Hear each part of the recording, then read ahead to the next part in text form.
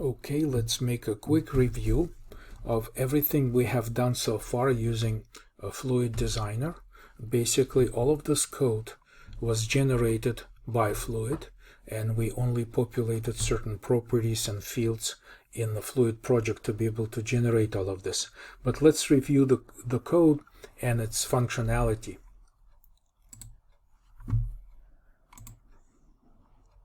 So I'm moving this to the next window, and the basic structure of our application remains the same. We have the main function. The main function makes a call into make window.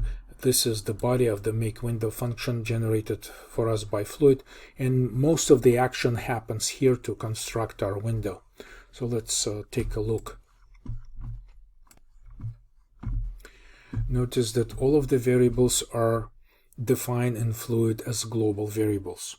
In the future, this will change and we'll keep them as members of our class. But for now, they're just global variables. And when we make enter into main window function, one by one, we generate new objects. And so we create new double window. This double window will get FL input, FL output, FL button. And notice that after creation of FL button, we also manage the callback. So we have these global variables, which basically what they will, the way everything is constructed is that WinApp is populated by an object of type double window. Okay, so this is an object of type double window. Then we create FL input. Right here we have our FL input box. So this is over here. We construct this box. We construct output box. These are all different objects supplied by FLTK library. These are all pointers that are pointing to these objects.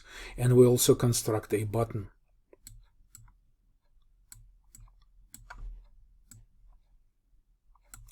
And when the button is constructed, of course, these new operators return back addresses of these objects dynamically allocated in computer memory. And so when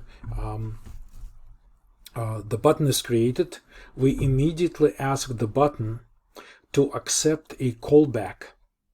And we say that we have a function named callback, and we want this button, which we call button test, to remember the callback, being the callback button.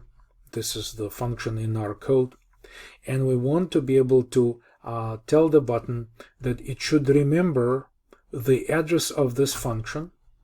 Right here we take callback and we cast it as a callback type, one of the types for callbacks in FLTK library, and we tell this button object that we want to invoke this function whenever the button is clicked. So then we tell this double window object that construction of all object is complete.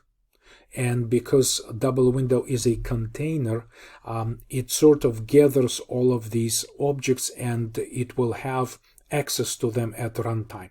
So this will be part of one subsystem, which is constructed by make window. And when we tell this object WinApp that this is the end of this configuration, this will be the end of this configuration. So now the window will be configured. So when creation of this objects is taking place during the make window call, no actual window exists. We're still constructing the library objects which will be managing that window. But when we return from make window back to the main function, then we make a call into window show. And when win show executes, then the window becomes visible. And so this is our window with a couple of input boxes and all other gadgets present there. So anyways, when the user clicks inside the window, clicks this test button. Then the button already knows which function to invoke when the click happens. And so when we make a click, we ask the input box to provide the value currently entered by the user. It returns back a pointer to text allocated inside this input box, and we pass this pointer to another box which is called the output box. It's sort of like a read-only text box designed to display values.